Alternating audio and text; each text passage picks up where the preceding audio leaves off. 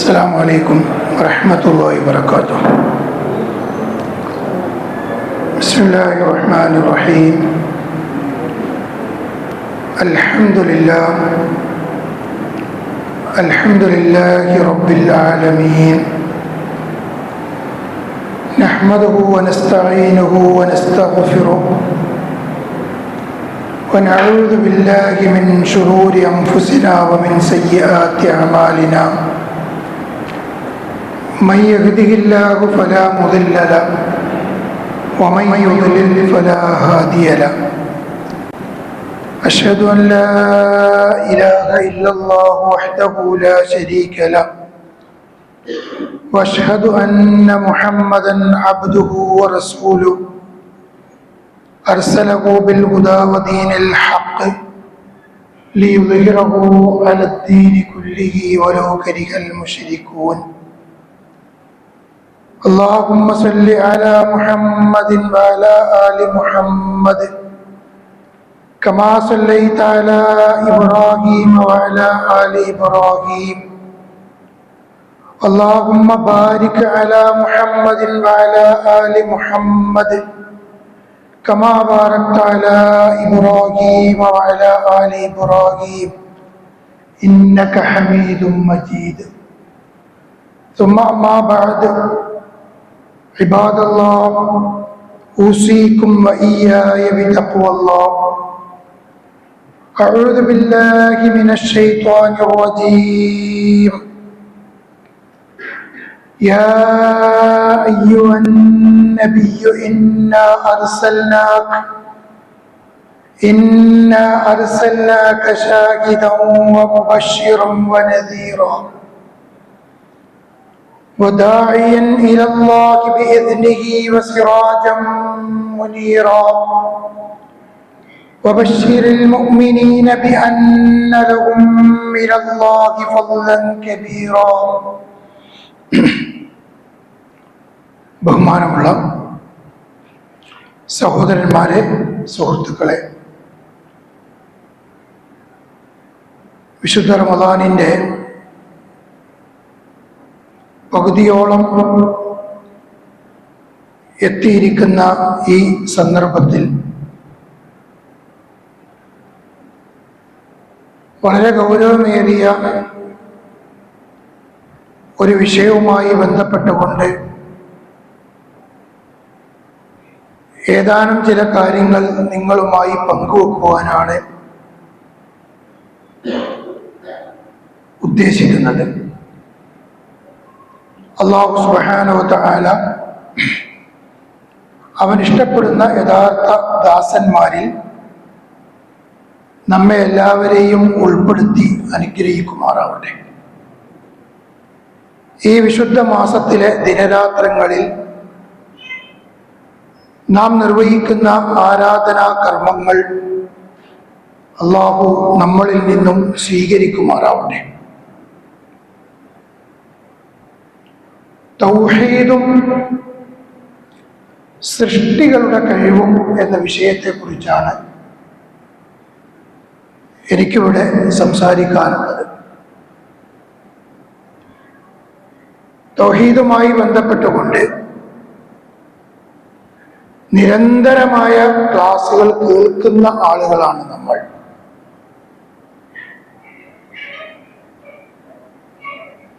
എത്ര തവണ കേട്ടാലും വീണ്ടും വീണ്ടും കേൾക്കേണ്ടുന്ന ഒരു വിഷയമാണ് തൗഹീദ്. അതുകൊണ്ടാണ്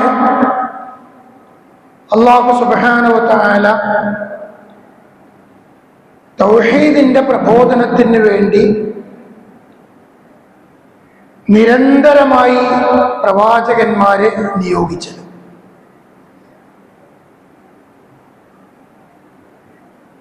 തൗഹീദ് എന്ന രീതിയിലുള്ള ഒരു പദപ്രയോഗം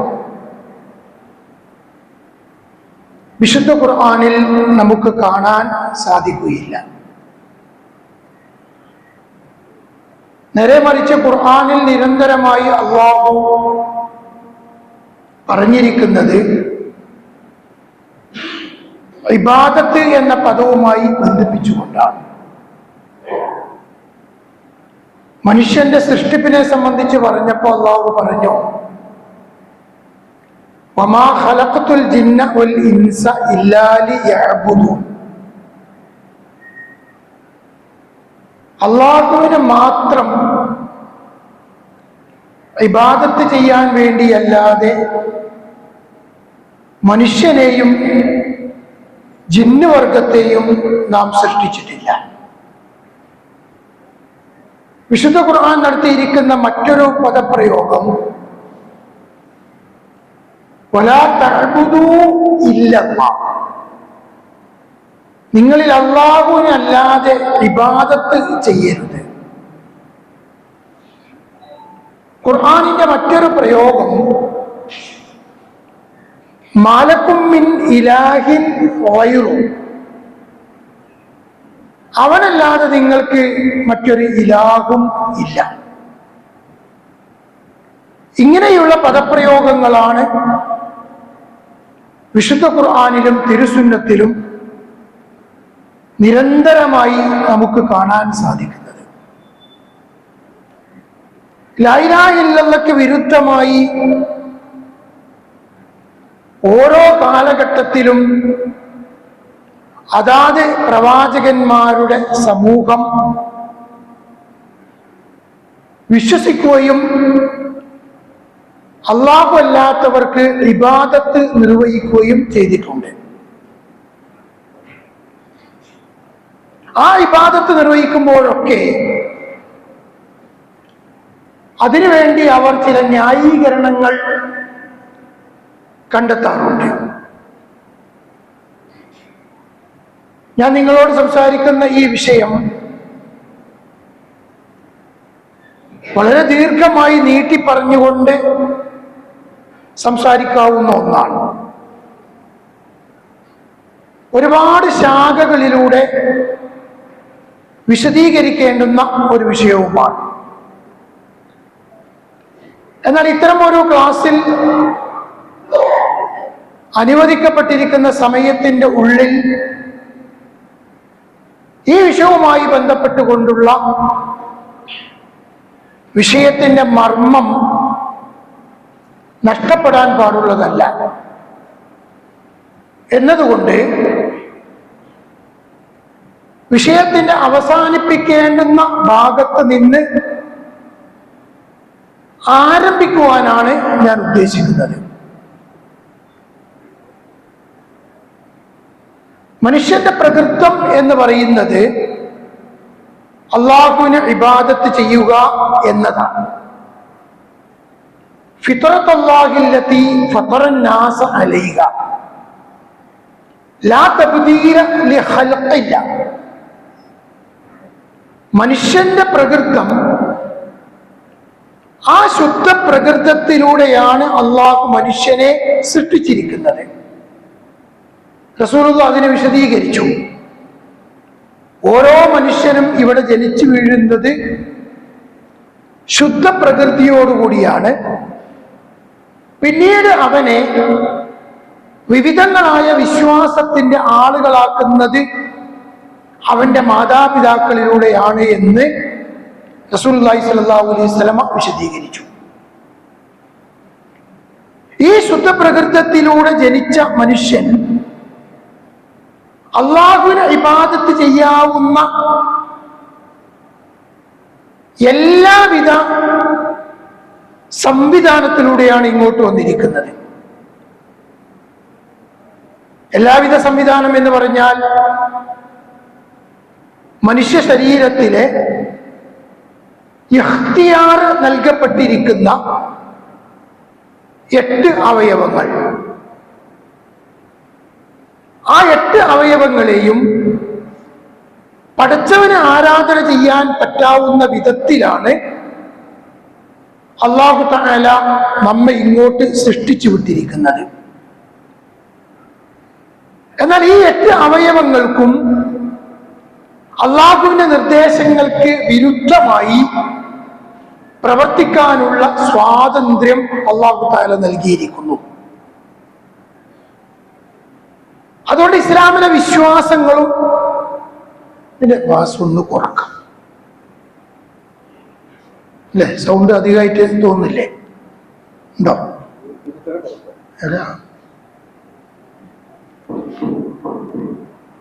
ഓക്കെ. അപ്പോ ഈ അവയവങ്ങളിലൂടെ അല്ലാഹു സുബ്ഹാനഹു വ തആലയെ ആരാധിക്കുകയും ചെയ്യാം, അതിന് എതിര് പ്രവർത്തിക്കുകയും ചെയ്യാം. അതിലെ സ്വാതന്ത്ര്യമാണ് അല്ലാഹു തആല നൽകിയിരിക്കുന്നത്. എൻ്റെ 2 കണ്ണ്, എൻ്റെ 2 കാത്, എൻ്റെ 2 കൈകൾ, എൻ്റെ 2 കാലുകൾ, എൻ്റെ സംസാരശേഷി, എനിക്ക് തിന്നാനും കുടിക്കാനുമുള്ള കഴിവ്, എൻ്റെ ജനനേന്ദ്രിയം, എൻ്റെ ഹൃദയം, ഈ 8 അവയവങ്ങളിലൂടെ അല്ലാഹു സുബ്ഹാനഹു വ തആലക്ക് ഇബാദത്ത് ചെയ്യുവാൻ വേണ്ടിയാണ് അല്ലാഹു നമ്മളെ സൃഷ്ടിച്ചിരിക്കുന്നത്. എന്നാൽ ഈ 8 അവയവങ്ങളിലൂടെ അല്ലാഹുവിനെ ധിക്കരിക്കാനുള്ള സ്വാതന്ത്ര്യവും അല്ലാഹു എനിക്കും നിങ്ങൾക്കും നൽകിയിട്ടുണ്ട്. അതാണ് വിശുദ്ധ ഖുർആൻ പറഞ്ഞത്, വമൻ ശാഅ മിൻകും ഫല്യുമിൻ വമൻ ശാഅ മിൻകും ഫല്യക്ഫുർ. ഇന്നതാണ് സത്യം, ഇന്നതാണ് അസത്യം. അത് അല്ലാഹു സുബ്ഹാനഹു വ തആല വിശദീകരിച്ചു തന്നു. അതിൽ വിശ്വസിക്കാനും വിശ്വസിക്കാതിരിക്കാനുമുള്ള സ്വാതന്ത്ര്യവും അല്ലാഹു തആല നൽകി. ആ സ്വാതന്ത്ര്യം മനുഷ്യൻ എങ്ങനെ ഉപയോഗപ്പെടുത്തുന്നു എന്നതിനെ ആസ്പദമാക്കിയാണ് മനുഷ്യന്റെ പാരത്രിക വിജയം. അതിൽ ഏറ്റവും പ്രധാനപ്പെട്ടതാണ് അല്ലാഹുവിന് മാത്രമേ ഇബാദത്ത് ചെയ്യാൻ പാടുള്ളൂ എന്നുള്ളത്. ഇബാദത്തിന് 3 റുക്കുനുകളുണ്ട്. റുക്കുനി എന്ന് പറഞ്ഞാൽ ഉമൂദി എന്നാണ്. അർക്കാൻ എന്നതിന്റെ അറബി വാക്ക് മറ്റൊരു വാക്ക് ഉമൂദി എന്നാണ്, തൂണുകൾ എന്നർത്ഥം.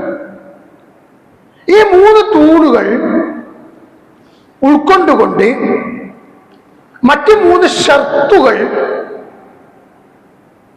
ഉൾക്കൊണ്ടുകൊണ്ട് ഒരു ഇബാദത്ത് നിർവഹിക്കുമ്പോഴാണ് ആ ഇബാദത്ത് അല്ലാഹുവിനുള്ളതായി മാറുക.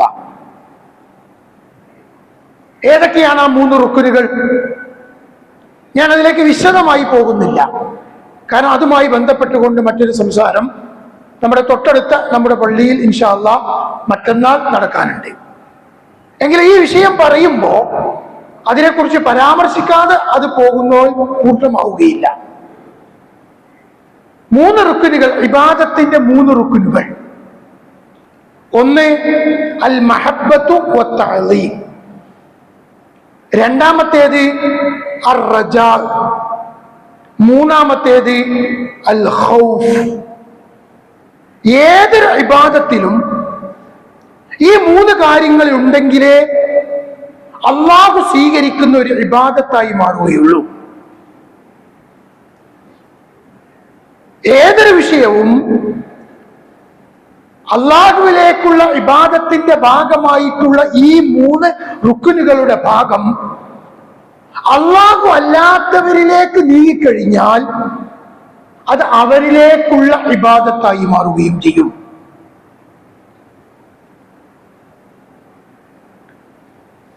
അതുപോലെ തന്നെ ഈ 3 റുക്കുനുകൾ സൂക്ഷ്മതയോടുകൂടി ഒരാൾ തന്റെ വിശ്വാസത്തിൽ ദൃഢമാക്കി കഴിയുമ്പോൾ അത് പടച്ചവനിലേക്ക് സമർപ്പിക്കണമെങ്കിൽ അവന്റെ ഒന്നാമത്തെ ഷർത്ത് അവൻ മുസ്ലിം ആയിരിക്കണം എന്നതാണ്.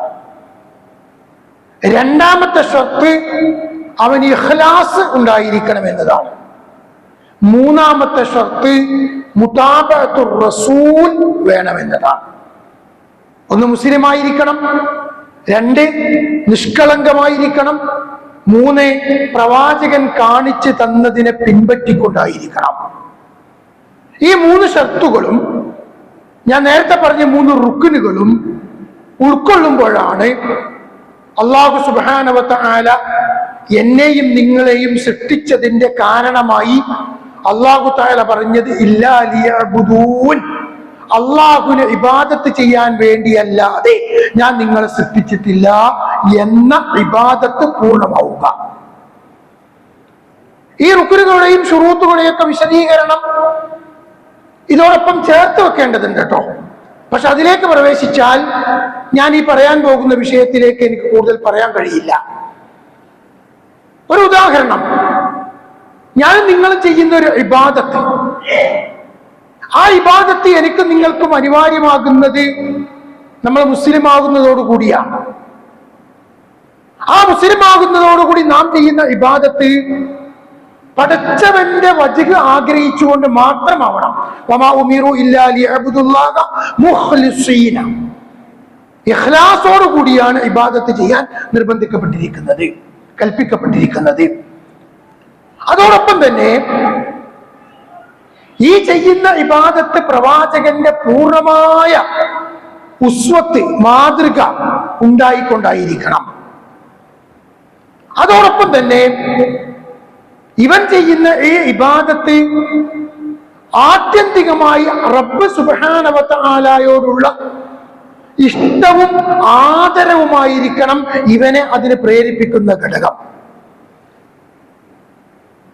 അഞ്ചാമത്തേത്, ഈ ഇബാദത്ത് നിർവഹിക്കുന്നതിലൂടെ അവൻ പ്രതിഫലം ആഗ്രഹിക്കേണ്ടത് പ്രപഞ്ചത്തിന്റെ നാഥനിൽ നിന്ന് മാത്രമായിരിക്കണം. അതോടൊപ്പം ഈ ഇബാദത്ത് നിർവഹിച്ചില്ലെങ്കിലോ അതല്ലെങ്കിൽ അതിന്റെ മറ്റു ഭാഗങ്ങളിലൂടെയോ അവന് വരാനിരിക്കുന്ന രക്ഷയും ശിക്ഷയും പ്രപഞ്ചനാഥനിൽ നിന്ന് മാത്രമായിരിക്കണമെന്ന അള്ളാഹുവിനെ കുറിച്ചുള്ള ഭയം അവനുണ്ടായിരിക്കണം.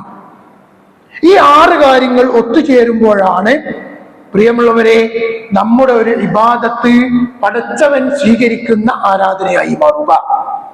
നമസ്കാരമായാലും നോമ്പായാലും സകാത്തായാലും എന്ത് ഇബാദത്തായാലും ശരി, ഏത് ഇബാദത്തായാലും ശരി, അത്തരം ഇബാദത്തുകൾ അല്ലാഹു അല്ലാത്തവരിലേക്ക് പാടില്ല. അത് പ്രാർത്ഥനയായാലും ഭയപ്പാടായാലും പ്രതീക്ഷയായാലും തവക്കുലായാലും ഇങ്ങനെ ഇബാദത്തുമായി ബന്ധപ്പെട്ടുകൊണ്ട് നിൽക്കുന്ന എന്തൊക്കെയുണ്ടോ ഇത് മുഴുവനും ഈ പറഞ്ഞ 6 കാര്യങ്ങൾ ശ്രദ്ധിച്ചുകൊണ്ടായിരിക്കണം. ഈ അടിസ്ഥാനപരമായ കാര്യം ഉൾക്കൊണ്ടുകൊണ്ട് ആയിരിക്കണം തൗഹീദിനെ കുറിച്ച് നമ്മൾ മനസ്സിലാക്കേണ്ടത്. ഇപ്പോ ഒരു പുതിയ ചിന്ത കൈവന്നിരിക്കുന്നു, ഒരു പുതിയ ആശയം പ്രചരിപ്പിക്കപ്പെട്ടുകൊണ്ടിരിക്കുന്നു. അതെന്താണ് എന്ന് ചോദിച്ചാൽ, ഒരു കാര്യം ശിർക്കാവണമെങ്കിൽ അത് ശിർക്കായി തീരുവാനുള്ള ഒരു നിബന്ധന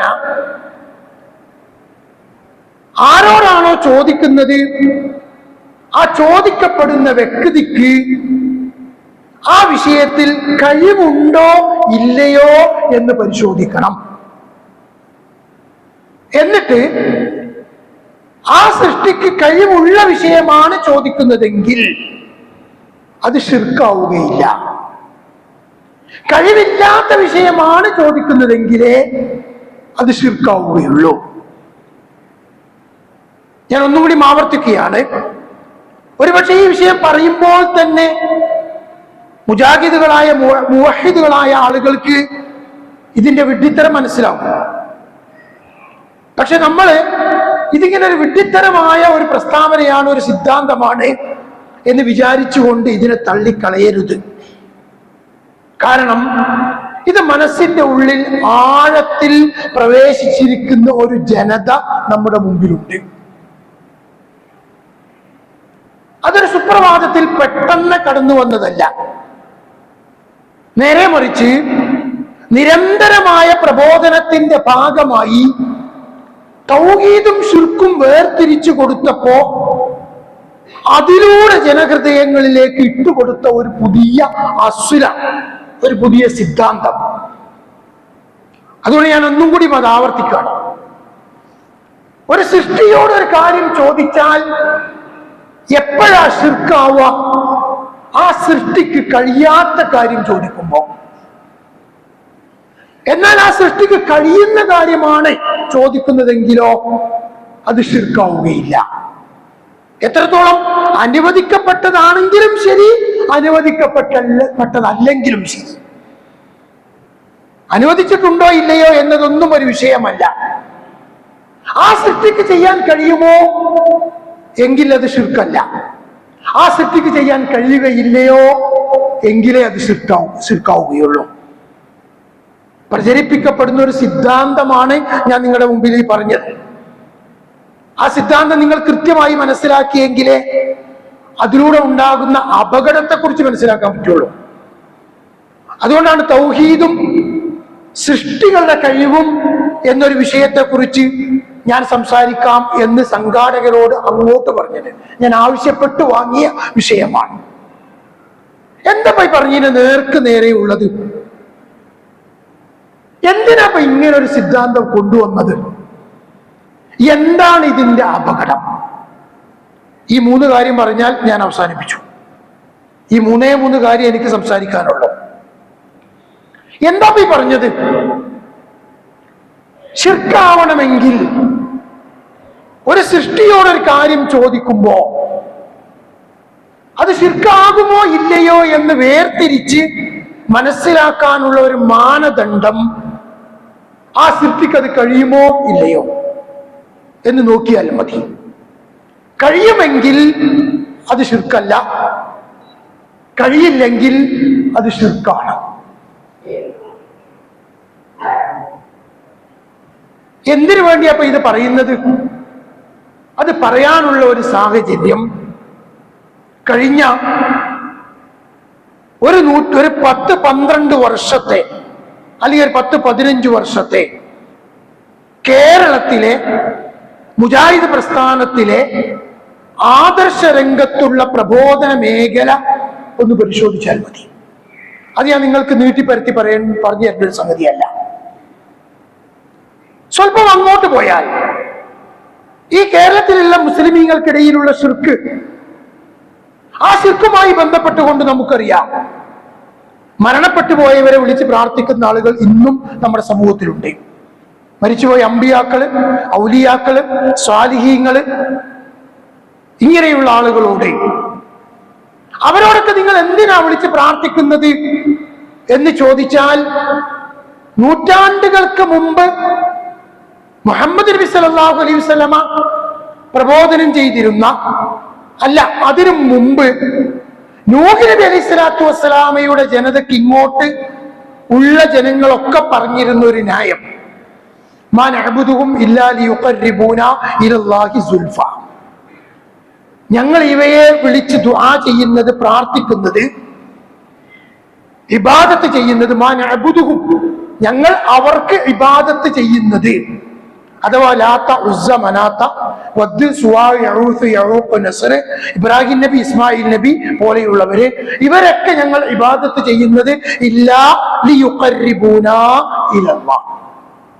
ഇലല്ലാഹി സുൽഫ, അല്ലാഹുവിലേക്ക് ഞങ്ങളെ അടുപ്പിക്കാൻ വേണ്ടി. ഇതായിരുന്നു അവർ പറഞ്ഞിരുന്ന ന്യായം. ഈ ന്യായവാദമാണ്. അതല്ലെങ്കിൽ ഹൗലായി ശുഫആഉനാ ഇൻദല്ലാഹ്, ഈ ആളുകൾ അള്ളാഹുവിന്റെ അടുക്കൽ ഞങ്ങൾക്ക് വേണ്ടി ശഫാഅത്ത് പറയും. ശഫാഅത്ത് എന്നതിന് അവർ പറയുന്നത് ശുപാർശ എന്നാണ്.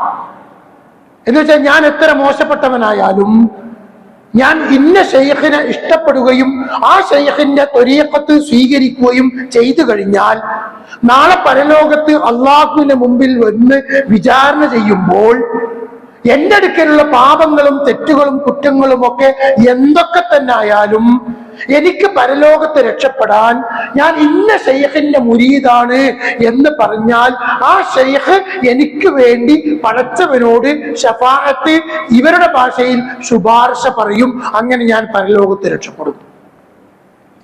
ഇതായിരുന്നു വിശ്വാസം. ഇത് സ്വല്പം കൂടി മാറ്റം വന്ന് ചില പുതിയ ന്യായീകരണങ്ങൾ കൂടി എത്തി. അതെന്താണ്?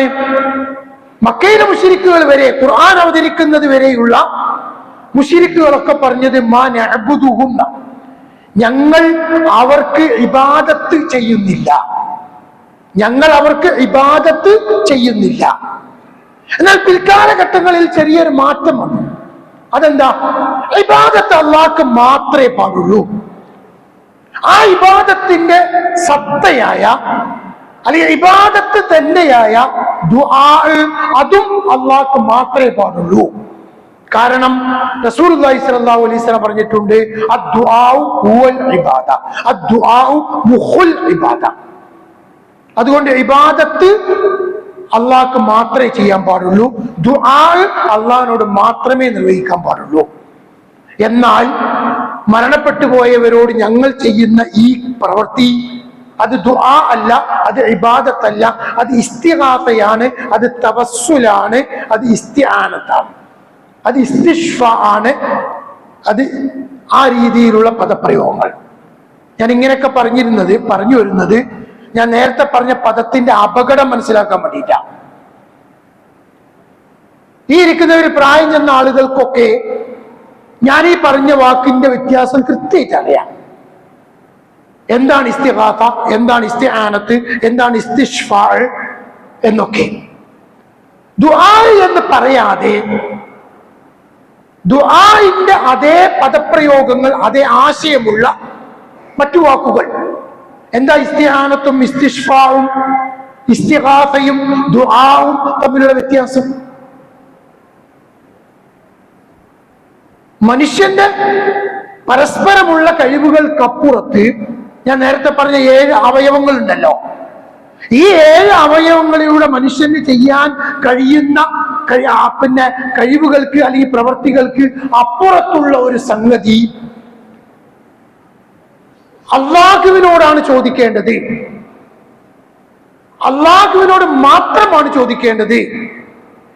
ആ ചോദിക്കുന്നതിന് ആണ് ഇബാദത്ത് എന്ന് പറയുന്നത്. അള്ളാഹുവിലേക്കാണ് സമർപ്പിക്കേണ്ടത്. ആ സമർപ്പിക്കുന്നതിനാണ് ഇബാദത്ത് എന്ന് പറയുന്നത്. ആ ചോദിക്കുന്ന അതേ സംഗതി പെട്ടെന്ന് ഉത്തരം ലഭിക്കുന്നതിന് വേണ്ടിയാകുമ്പോ ഇസ്തിഗാസ എന്ന് പറയുന്നു. ആ ചോദിക്കുന്ന വിഷയം പെട്ടെന്ന് അല്ലാത്ത വിധത്തിൽ, ഒരു ഉദാഹരണം, ഒരു വാഹനം ഇടിക്കുന്ന സമയത്ത് അല്ലാഹുവേ രക്ഷിക്കണേ എന്ന് പറയുമ്പോ അത് പടച്ചവന്റെ അടിയന്തിരമായ പെട്ടെന്നുള്ള സഹായം ആവശ്യമുള്ള ഒന്നാണ്. അത് ഇസ്തിഗാസ എന്ന് പറയും. എന്നാൽ അതേ സമയത്ത് അല്ലാഹുവേ എന്റെ വീട് നിർമ്മാണം പൂർത്തിയാക്കാൻ നീ എന്നെ സഹായിക്കണമേ എന്ന് പറയുമ്പോ അതും സഹായ തേട്ടമാണ്. എന്നാൽ അതിന് ഇസ്തിആനത്ത് എന്ന് പറയാം. അല്ലാഹുവേ നീ എന്നെ രക്ഷിക്കണേ എന്ന് പറയുമ്പോ അതിന് ഇസ്തിആദത്ത് എന്ന് പറയാം. ഇങ്ങനെ വ്യത്യസ്ത പദപ്രയോഗങ്ങൾ ഖുർആനിലും ഹദീസിലും നമുക്ക് പഠിപ്പിക്കപ്പെട്ടിരിക്കുന്നു. എല്ലാം പടച്ചവനോടുള്ള ഇബാദത്താണ്. ഈ ഇബാദത്തിന് ചില പാറ്റങ്ങൾ വരുത്തി എന്നതല്ലാതെ ഇതിൽ യാതൊരു വ്യത്യാസവും വന്നിട്ടില്ല. അതുകൊണ്ട് കേരളത്തിലെ മുജാഹിദ് പണ്ഡിതന്മാർ സമസ്തയിലെ ആളുകൾക്ക് പഠിപ്പിച്ചു കൊടുത്തു, നിങ്ങൾ പറയുന്ന ഇസ്തിഗാസ തന്നെയാണ് ദുആ, നിങ്ങൾ പറയുന്ന ഇസ്തിആനത്ത് തന്നെയാണ് ദുആ, നിങ്ങൾ പറയുന്ന ഇസ്തിആദത്ത് തന്നെയാണ് ദുആ. അത് അല്ലാത്തവരോട് ചെയ്താൽ അത് ശിർക്കായി മാറും എന്ന് കൃത്യമായി പഠിപ്പിച്ചു കൊടുത്തു. ആ ഒരു സന്ദർഭത്തിലാണ് മനുഷ്യന്റെ പഞ്ചേന്ദ്രിയങ്ങൾ കൊണ്ട് മനസ്സിലാക്കാൻ കഴിയാത്ത ഒരു സൃഷ്ടിയുമായി ബന്ധപ്പെട്ടുകൊണ്ട് തൗഹീദിന് വിരുദ്ധമായ ഒരു സിദ്ധാന്തം രംഗത്ത് വന്നത്.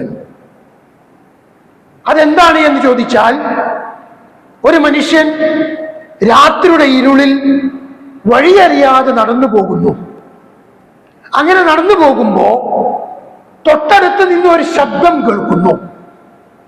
ഈ ശബ്ദത്തിന്റെ ഉടമ ഒരു ജിന്നായിരിക്കാം, അല്ലെങ്കിൽ ഒരു മലക്കായിരിക്കാം എന്ന് വിചാരിച്ചുകൊണ്ട് ആ ജിന്നിനോടോ ആ മലക്കിനോടോ എനിക്ക് വെളിച്ചം തരാമോ, എനിക്ക് വഴി കാണിച്ചു തരാമോ എന്ന് ചോദിച്ചാൽ അത് ശിർക്കല്ല.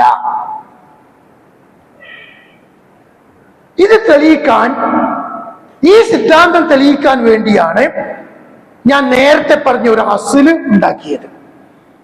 ഒരു സൃഷ്ടിക്ക് ആ സൃഷ്ടിയുടെ കഴിവിൽപ്പെട്ട ഒരു കാര്യം ചോദിച്ചാൽ അത് ശിർക്കല്ല. ആ സൃഷ്ടിയുടെ കയ്യിൽപ്പെടാത്ത കാര്യം ചോദിച്ചെങ്കിലേ അത് ശിർക്കായി മാറുകയുള്ളൂ.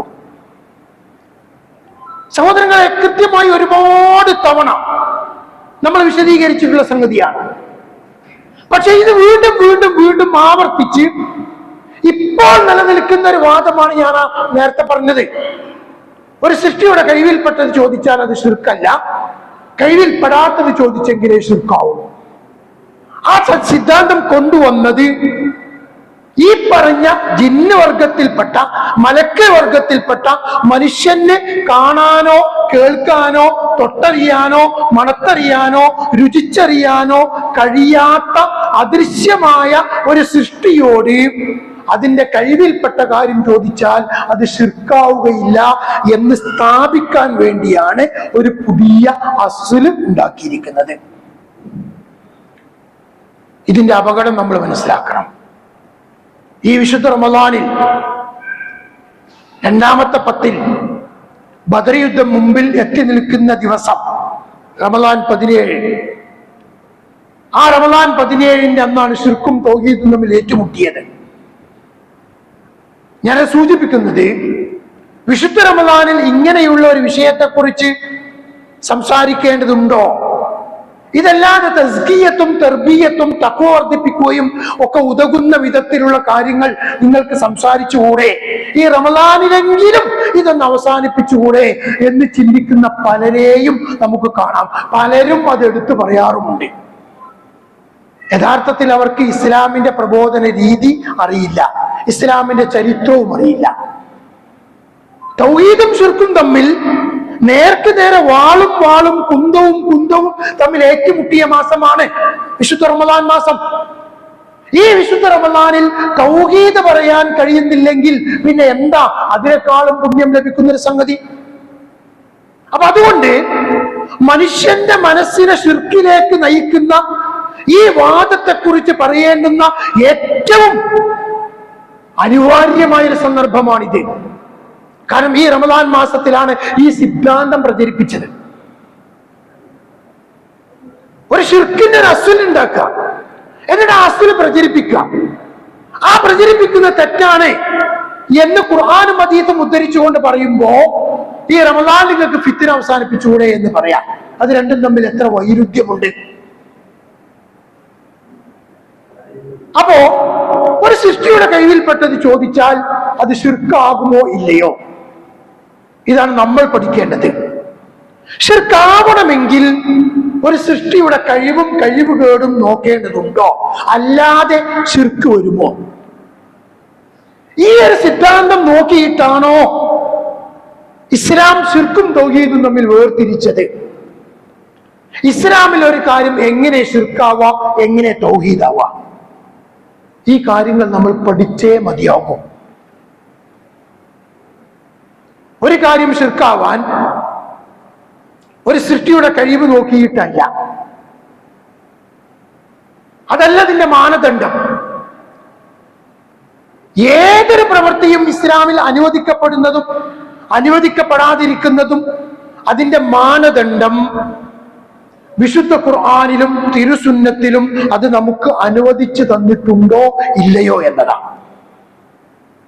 ഈമാൻ കാര്യങ്ങളിൽ നമ്മൾ അള്ളാഹുവിലുള്ള വിശ്വാസം കഴിഞ്ഞാൽ 2 മലക്കുകളിലുള്ള വിശ്വാസം, 3 കിതാബിലുള്ള വിശ്വാസം, 4 പ്രവാചകന്മാരുടെ വിശ്വാസം.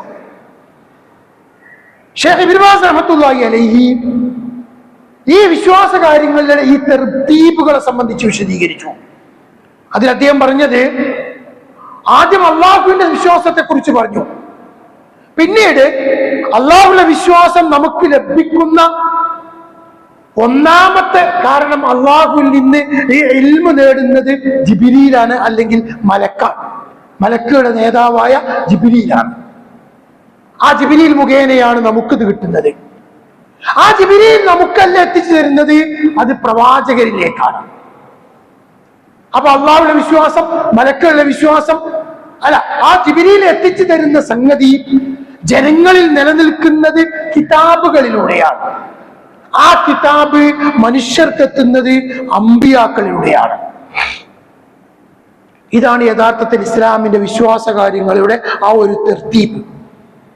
അതുകൊണ്ടാണ് ഷെയ്ഖ് ബിൻ ബാസ് റഹ്മത്തുള്ളാഹി അലൈഹി പറഞ്ഞു, വദീനുൽ ഇസ്ലാം മബ്നിയുൻ അലാ അസ്ലൈനി അളീമൈനി. ഇസ്ലാം ദീൻ എന്നത് മഹത്തായ രണ്ട് അസ്ലിൽ നിലനിൽക്കുന്നതാണ്. അതാണ് ഇസ്ലാമിന്റെ അസ്ല്. ഏതാണ് അസ്ല്? അഹദുഹുമ, ആ രണ്ടിൽ ഒന്ന്, അല്ലാ യഅ്ബുദ ഇല്ലല്ലാഹ് വഹദ, അല്ലാഹുവിന് മാത്രം ഇബാദത്ത് ചെയ്യുക, അല്ലാഹു അല്ലാതെ മറ്റൊരാൾക്കും ഇബാദത്ത് ചെയ്യാതിരിക്കുക. വസാനി, രണ്ടാമത്തേത്, അല്ലാ യഅ്ബുദ ഇല്ലാ ബിശരീഅത്തി നബിയിഹി വറസൂലിഹി മുഹമ്മദിൻ സല്ലല്ലാഹു അലൈഹി വസല്ലം. മുഹമ്മദ് നബി സല്ലല്ലാഹു അലൈഹി വസല്ലമയുടെ ശരീഅത്തിലൂടെ നമുക്ക് എത്തിച്ചു തന്ന മാർഗത്തിലൂടെ അല്ലാഹുവിനെ ഇബാദത്ത് ചെയ്യുക. ഈ രണ്ട് കാര്യങ്ങൾ ശ്രദ്ധിച്ചാൽ മാത്രമേ തൗഹീദും ശിർക്കും വേർതിരിക്കാൻ എനിക്കും നിങ്ങൾക്കും സാധിക്കുള്ളൂ. റസൂലുള്ളാഹിയും സഹാബത്തും ഹുനൈൻ യുദ്ധം കഴിഞ്ഞ് തിരിച്ചു വരുന്നു. ആ ഹുനൈൻ യുദ്ധം കഴിഞ്ഞ് തിരിച്ചു വരുന്ന സമയത്ത്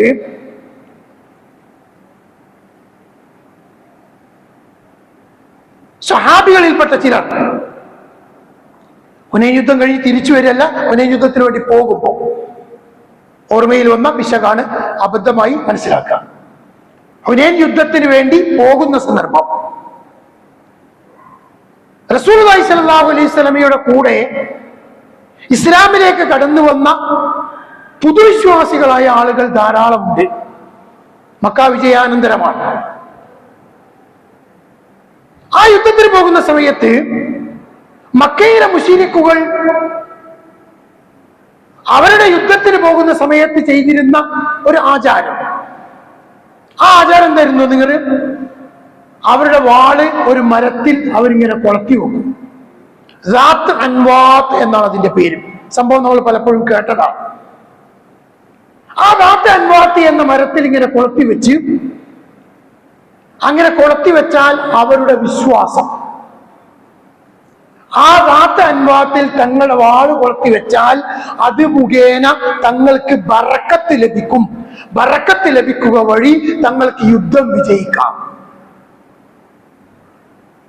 ആ ദാത്ത് അൻവാത്തിന് എത്ര കഴിവുണ്ട് എന്ന് അവരാരും നോക്കിയിട്ടില്ല. അത് വെച്ച് കഴിഞ്ഞാൽ ആ വാളിന്റെ കഴിവ് എത്രയെന്ന് അവർക്ക് അറിഞ്ഞുകൂടാ. പക്ഷെ ആ ദാത്ത് അൻവാത്തിൽ കൊളത്തി വെച്ചാൽ അവർക്ക് ബറക്കത്ത് ലഭിക്കും എന്ന ഒരു വിശ്വാസം. ഇത് ശിർക്കാണ് എന്ന് ഇസ്ലാമിലേക്ക് കടന്നു വന്ന മുഴുവൻ സഹാബത്തിനും അറിയാം, പുതുവിശ്വാസികളായ സഹാബത്തിനും അറിയാം. പക്ഷെ അവരുടെ മനസ്സിൽ ഒരു ചിന്ത, ഒരു വിശ്വാസം കടന്നു വന്നു. എന്താണത്? റസൂലുള്ളാഹിന്റെ അടുക്കൽ പോയിട്ട് പ്രവാചകനോട് പറഞ്ഞു, യാ റസൂലല്ലാഹ് ഇജ്അൽ ലനാ ദാത്ത അൻവാത്ത് കമാ ലഹും ദാത്ത അൻവാത്ത്. നബിയെ, ഞങ്ങൾക്കൊരു ദാത്ത അൻവാത്ത് ഉണ്ടാക്കി തരണം, അവർക്കുള്ളതുപോലെ. നമ്മൾ ആവർത്തിച്ച് കേൾക്കുന്ന ഒരു ചരിത്ര സംഭവമാട്ടോ. പക്ഷേ ഇന്നത്തെ ഈ ശിർക്ക് പ്രചരണത്തിന് വേണ്ടി ഇവർ മെനഞ്ഞെടുക്കുന്ന ഈ സിദ്ധാന്തവുമായി, ഈ അസ്ലുമായി, ഈ ചരിത്ര സംഭവത്തിന് വലിയ ഖണ്ഡനം നൽകാൻ ഉതകുന്ന ഒന്നാണ്.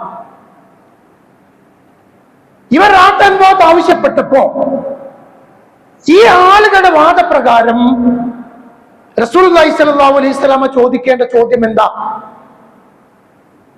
നിങ്ങളെ യുദ്ധത്തിൽ വിജയിക്കാൻ ഉള്ള കഴിവ്, സഹായിക്കാനുള്ള കഴിവ് ഈ ദാത്ത് അൻവാത്തിന് നൽകിയിട്ടുണ്ടോ ഇല്ലയോ? ഇതാണ് യഥാർത്ഥത്തിൽ നബി അവിടെ ചോദിക്കേണ്ടത്. കാരണം നൽകപ്പെട്ട കഴിവിൽ നിന്നാണ് ചോദിക്കുന്നത് എങ്കിൽ അതെന്തല്ല, ശിർക്കല്ല. നൽകപ്പെടാത്ത കഴിവിൽ നിന്ന് ചോദിക്കുമ്പോഴാണ് എന്ത്, ശിർക്ക് വരുന്നത്. അപ്പൊ റസൂലുള്ളാഹി സ്വല്ലല്ലാഹു അലൈഹി വസല്ലമയോട് ദാത്ത് അൻവാത്ത് ചോദിച്ചപ്പോ ആ ചോദിച്ചതിലുണ്ട് കേട്ടോ ചില രസം. അതെന്താ?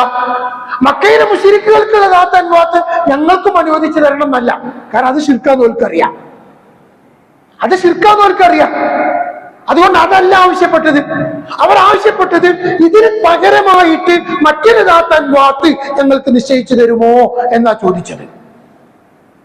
അപ്പൊ ഇന്നത്തെ ആളുകളുടെ വാദപ്രകാരം അവരാണ് എങ്കിൽ അവർ തിരിച്ച് റസൂലുള്ളാഹിനോട് പറയാ, എന്താ പറഞ്ഞു കൊടുക്കേണ്ടത്? നബിയെ, കൊടുത്ത കഴിവിൽപ്പെട്ടത് ചോദിച്ചാൽ ശിർക്കാവൂലല്ലോ, കൊടുക്കാത്ത കഴിവിൽപ്പെട്ടതല്ലേ ശിർക്കാവുള്ളൂ, അല്ലെങ്കിൽ ഉള്ള കഴിവിൽപ്പെട്ടത് ചോദിച്ചാൽ ശിർക്കാവില്ലല്ലോ, ഇല്ലാത്ത കഴിവിൽപ്പെട്ടത് ചോദിക്കുമ്പോഴല്ലേ ശിർക്കാവൂ. റസൂലുള്ളാഹി സ്വല്ലല്ലാഹു അലൈഹി വസല്ലം അങ്ങനെ ഒന്നും ചോദിച്ചില്ല.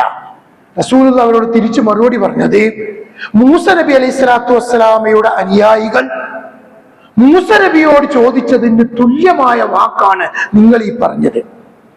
എന്താ മൂസ നബിന്റെ അനുയായികൾ മൂസ നബിയോട് ചോദിച്ചത്?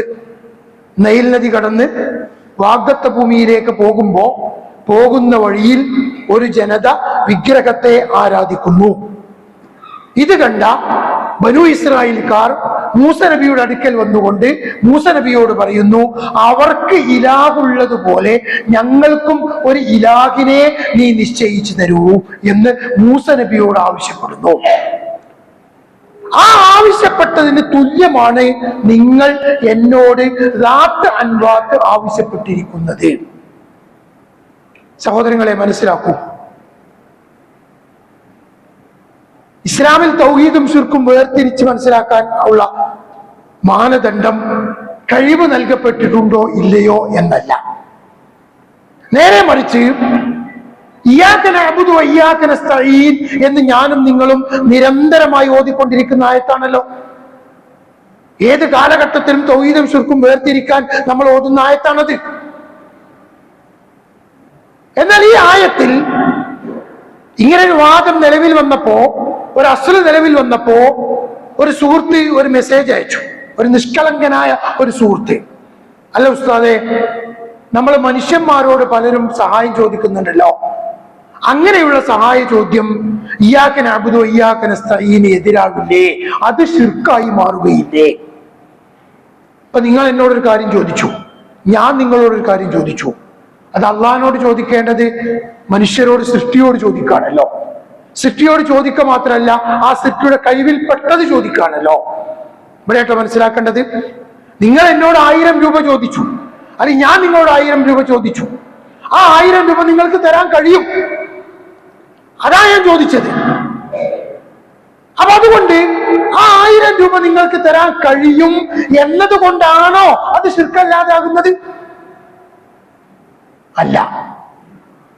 നിങ്ങൾക്ക് എനിക്ക് 1000 രൂപ തരാൻ കഴിയുമോ ഇല്ലയോ എന്നതല്ല അതിന്റെ മാനദണ്ഡം. നമ്മുടെ വീട്ടിലേക്ക് ജോലി ചെയ്യാൻ വേണ്ടി ഒരാളെ വിളിച്ചു, തെങ്ങിന്റെ ചോട് കൊത്തുന്നതിന് വേണ്ടിയിട്ട്.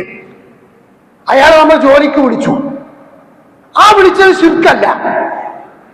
അയാളെ കൊണ്ട് നമുക്ക് ജോലി ചെയ്യിപ്പിക്കാം, അത് ശിർക്കാവുകയില്ല. എന്നാൽ അയാൾക്ക് തെങ്ങിന്റെ ചോട് കൊത്താൻ കഴിയും എന്നതുകൊണ്ടാണോ അത് ശിർക്കല്ലാതായി മാറിയത്? ഇപ്പോഴത്തെ വാദപ്രകാരം അങ്ങനെയാണ്. അള്ളാഹു നൽകിയിട്ടുള്ള കഴിവിൽ ആ കഴിവിൽപ്പെട്ട ചോദിച്ചാൽ ശിർക്കാവൂല. അപ്പൊ തെങ്ങ് കൊത്താൻ വേണ്ടി ഒരാളെ വിളിച്ചാൽ അത് ശിർക്കല്ല, കാരണം അയാൾക്ക് തെങ്ങ് കൊത്താൻ കഴിയും. അങ്ങനെയാണോ നമ്മൾ മനസ്സിലാക്കേണ്ടത്? അങ്ങനെയാണോ നമ്മൾ മനസ്സിലാക്കിയിരിക്കുന്നത്? അല്ല. നേരെ മറിച്ച് ഇയ്യാക നഅ്ബുദു വ ഇയ്യാക നസ്തഈൻ എന്ന് പറയുമ്പോ, അല്ലാഹുവേ, നിനക്ക് ഞങ്ങൾ ഇബാദത്ത് ചെയ്യുന്നു, നിനക്ക് മാത്രം ഞങ്ങൾ ഇബാദത്ത് ചെയ്യുന്നു, നിന്നോട് മാത്രം ഞങ്ങൾ സഹായം ചോദിക്കുന്നു എന്ന് അല്ലാഹു തആല നമ്മളോട് പറയാൻ വേണ്ടി കൽപ്പിക്കുമ്പോൾ, അതേ അല്ലാഹു സുബ്ഹാനഹു വ തആല നിയോഗിച്ചിരിക്കുന്ന പ്രവാചകൻ ഇയ്യാക നഅ്ബുദു വ ഇയ്യാക നസ്തഈൻ എന്ന് ജീവിതത്തിലൂടെ നമുക്ക് കാണിച്ചു തന്നു.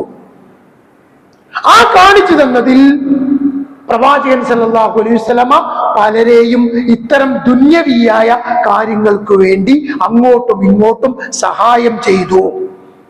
അങ്ങനെ സഹായം ചെയ്യണമെന്ന് വിശുദ്ധ ഖുർആനിലൂടെ അള്ളാഹു എന്നോട് നിങ്ങളോടും കൽപ്പിക്കുകയും ചെയ്തു.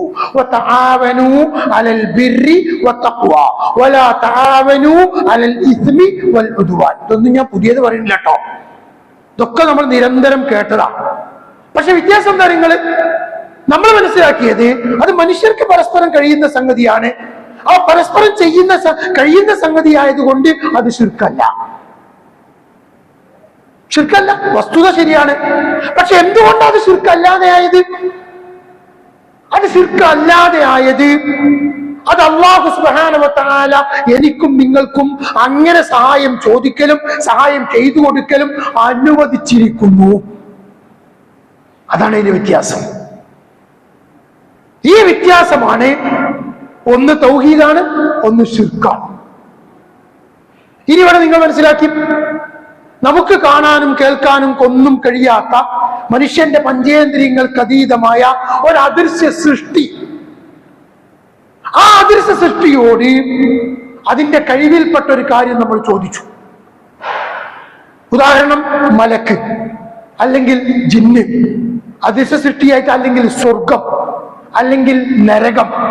ഇതൊക്കെ സൃഷ്ടികളാട്ടോ, വെറും ജിന്ന് മാത്രമൊന്നുമല്ല. സ്വർഗവും നരകമൊക്കെ അല്ലാഹു തആല സൃഷ്ടിച്ചിട്ടുണ്ട്. അൽ ജന്നത്തു വന്നാറു മഖ്ലൂഖത്താൻ. സ്വർഗവും നരകവും അള്ളാഹുവിന്റെ രണ്ട് സൃഷ്ടികളാണ്, പടച്ചോന്റെ സൃഷ്ടികളാണ്. അള്ളാഹിന്റെ മഖ്ലൂഖാണ് സ്വർഗവും നരകവും. അപ്പൊ സ്വർഗം, നരകം, മലക്കുകള്, ജിന്നുകള്, ഇതൊക്കെ അള്ളാഹുവിന്റെ സൃഷ്ടികളാണ്. ഈ സൃഷ്ടികൾക്കൊക്കെ അല്ലാഹു തആല അതിൻ്റെതായ കഴിവുകൾ നൽകിയിട്ടുണ്ട്. ആ കഴിവുകൾ നൽകിയതിനെ സംബന്ധിച്ച് വിശ്വസിക്കൽ നിർബന്ധമാണ്. എന്നാൽ ആ കഴിവുകൾ നൽകിയത് അവരോട് ചോദിക്കൽ ഇയ്യാക നഅ്ബുദു വ ഇയ്യാക നസ്തഈനെതിരാണ്. ഈ വ്യത്യാസം മനസ്സിലായിക്കോളി. എന്തുകൊണ്ടാ വിശ്വാസം നിർബന്ധമായത്?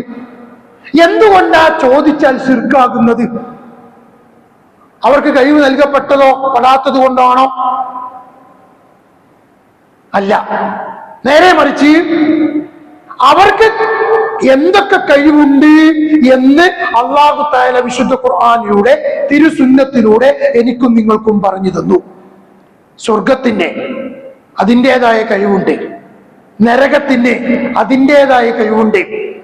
മനുഷ്യർക്ക് സുഖം ലഭിക്കുന്ന, സന്തോഷം ലഭിക്കുന്ന എല്ലാ സംഗതിയും ഉള്ളതാണ് സ്വർഗം. മനുഷ്യർക്ക് വേദനാജനകമായ ശിക്ഷ അനുഭവിപ്പിക്കാൻ കഴിയുന്ന ആ വിശേഷണമുള്ളതാണ് നരകം. ജിന്നുകൾ, ആ ജിന്നുകളെ കുറിച്ച് അല്ലാഹു തആല പറഞ്ഞു തന്നത് ഒറ്റ വാചകത്തിൽ മനുഷ്യനെ നന്മയിൽ നിന്ന് തിന്മയിലേക്ക് നയിക്കാനുതകുന്ന വിധത്തിൽ ഒട്ടനവധി സാഹചര്യങ്ങൾ, കഴിവുകൾ നൽകപ്പെട്ടിട്ടുള്ള സൃഷ്ടികളാണ് ജിന്നുകൾ. മലക്കുകളാവട്ടെ അല്ലാഹു ഈ ഭൂമിയിൽ നടപ്പാക്കാൻ ഉദ്ദേശിക്കുന്ന ഒട്ടനവധി കാര്യങ്ങൾ നടപ്പിലാക്കാൻ കഴിവുള്ളവരാകുന്നു മലക്കുകൾ. ഇതൊക്കെ വിശ്വസിക്കുന്നത് ഇസ്ലാമിന്റെ ഈമാനിന്റെ ഭാഗമാണ്. എന്തുകൊണ്ടാണ് അതൊക്കെ ഈമാനിന്റെ ഭാഗമായത്? അതൊക്കെ ഈമാനിന്റെ ഭാഗമാവാൻ വേണ്ടി അല്ലാഹു തആലയും റസൂലുള്ളയും എനിക്കും നിങ്ങൾക്കും പഠിപ്പിച്ചു തന്നു. അതാണ് മാനദണ്ഡം. അല്ലാഹു പറഞ്ഞു, നമ്മൾ വിശ്വസിക്കുന്നു. റസൂലുള്ള പറഞ്ഞു, നമ്മൾ വിശ്വസിക്കുന്നു. റസൂലുള്ളാഹി സ്വല്ലല്ലാഹു അലൈഹി വസല്ലം പറഞ്ഞു, ഖുർആൻ പിന്നെ നിങ്ങൾ നിങ്ങളുടെ വീട്ടിൽ നിന്ന് ഇറങ്ങുമ്പോ നിങ്ങളെ പിഴപ്പിക്കാൻ വേണ്ടി ജിന്ന് അവിടെ ഉണ്ട്. നമ്മൾ കണ്ടിട്ടില്ല, നമ്മൾ കേട്ടിട്ടില്ല, നമ്മൾ മണത്തിട്ടില്ല, നമുക്ക് രുചിക്കിച്ചു അറിയാനൊട്ട് സാധ്യവുമല്ല. പക്ഷെ ഞാനും നിങ്ങളും വിശ്വസിച്ചേ മതിയാവും. ആ വിശ്വാസം മുഹമ്മദ് റസൂലുള്ളയിലുള്ള വിശ്വാസത്തിന്റെ ഭാഗമാണ്. ആ വിശ്വാസം മുഹമ്മദ് റസൂലുള്ളയിലുള്ള വിശ്വാസത്തിന്റെ ഭാഗമാണ്. കാരണം റസൂലുള്ള പറഞ്ഞു, നിങ്ങൾ വീട്ടിൽ നിന്ന് ഇറങ്ങുമ്പോ നിങ്ങളെ പഴപ്പിക്കാൻ വേണ്ടി പിശാച് അവിടെ ഉണ്ട്. നമ്മൾ കണ്ടിട്ടില്ല, കേട്ടിട്ടില്ല, അറിഞ്ഞിട്ടില്ല, മണത്തിട്ടില്ല, ഒന്നുമില്ല. ഇവിടെ വിശ്വസിക്കൽ നിർബന്ധമായി. ശരി, അപ്പോൾ കഴിവുള്ള ജിന്നുണ്ട്. എന്തിന് കഴിവുണ്ട്? നമ്മളെ പഴപ്പിക്കാൻ. നമ്മളെ പഴപ്പിക്കാൻ കഴിവുള്ള ജിന്ന് അവിടെ ഉണ്ട്, ഉറപ്പാണ്. എന്നാൽ ആ ജിന്നിനോട്, ജിന്നെ എന്നെ പിഴപ്പിക്കരുതേ, എന്നെ ഗലാലത്തിലാക്കരുതേ, എന്നെ വസ്വാസിലാക്കരുതേ എന്ന് ഒരാൾ പറഞ്ഞാൽ അത് ശിർക്കാണ്. എന്താ കാരണം? അങ്ങനെ ആ ജിന്നിനോട് ചോദിക്കാനുള്ള അനുവാദം അല്ലാഹു റസൂലോ നമുക്ക് നൽകിയിട്ടില്ല. അതല്ലെങ്കിൽ അതിനെ നിങ്ങളെ രക്ഷിക്കാൻ വേണ്ടി നിശ്ചയിച്ചിരിക്കുന്നു എന്ന് അള്ളാഹു തആല എന്നെയും നിങ്ങളെയും അറിയിച്ചിട്ടില്ല. ഇതൊരു സംഗതി വളരെ ചെറിയ വ്യത്യാസമേ ഉള്ളൂ കേട്ടോ. പക്ഷെ വാക്കുകളിലൂടെയാണ് ഇത് സ്ഥാപിക്കപ്പെടുക. അള്ളാഹ് അതിന് കൊടുത്ത കഴിവിൽ നിന്ന് ചോദിച്ചാൽ അത് ശിർക്കല്ല. ഉടൻ തന്നെ പറയും ചോദിക്കാൻ പാടില്ല. അതിന് തൊട്ട് ഉടനെ വരുന്ന പറയാണ് ചോദിക്കാൻ പാടില്ല. അതെന്തുകൊണ്ടാ ചോദിക്കാത്തത്? എന്തുകൊണ്ടാ ചോദിക്കാൻ പാടില്ലാത്തത്? അത് അള്ളാഹും റസൂലും നമ്മോട് പറഞ്ഞിട്ടില്ല, റസൂല് കാണിച്ചു തന്നിട്ടില്ല. യെസ്, അതന്നെ ഇതിന്റെ മറുപടി. റസൂലുള്ളാഹി സ്വല്ലല്ലാഹു അലൈഹി വസല്ലമ അവിടെ ഉണ്ട് എന്ന് പറഞ്ഞ ജിന്നിനോട് സഹായം ചോദിക്കാൻ ചോദിച്ച് നമുക്ക് കാണിച്ചു തന്നിട്ടില്ല. ചോദിച്ച് കാണിച്ചു തന്നിട്ടില്ല എന്ന് മാത്രമല്ല, ചോദിക്കാൻ വേണ്ടി അനുവാദവും തന്നിട്ടില്ല. എന്നാൽ ചോദിക്കരുത് എന്ന് പറഞ്ഞിട്ടുണ്ടോ? പറഞ്ഞിട്ടുണ്ട്. അതാണ് ഇയ്യാക നഅ്ബുദു വഇയ്യാക നസ്തഈൻ വഅന്നൽ മസാജിദ ലില്ലാഹ് ഫലാ തദ്ഉ മഅല്ലാഹി അഹദാ. ഇതുപോലെ തൗഹീദുമായി ബന്ധപ്പെട്ടുകൊണ്ടുള്ള ആയത്തുകൾ മുഴുവനും അതിനുള്ള തെളിവാണ്. അപ്പൊ ഈ വ്യത്യാസം കൃത്യമായി നമ്മൾ മനസ്സിലാക്കാതെ ഇരുന്നാൽ സംഭവിക്കുന്ന അബദ്ധം എന്താണെന്നറിയോ നിങ്ങൾ?